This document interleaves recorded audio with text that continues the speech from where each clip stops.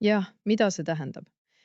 Nendel on ju juristid ja ressursid. Täpselt, aga neil on ka eelarved ja tähtajad. Liine ausalt öeldes.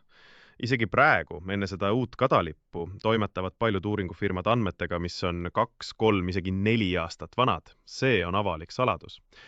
Kui nüüd uuringu esinduslikkuse tagamine värskete andmetega muutub 3-kuuliseks juriidiliseks kadalipuks, siis mis sa arvad, mis juhtub?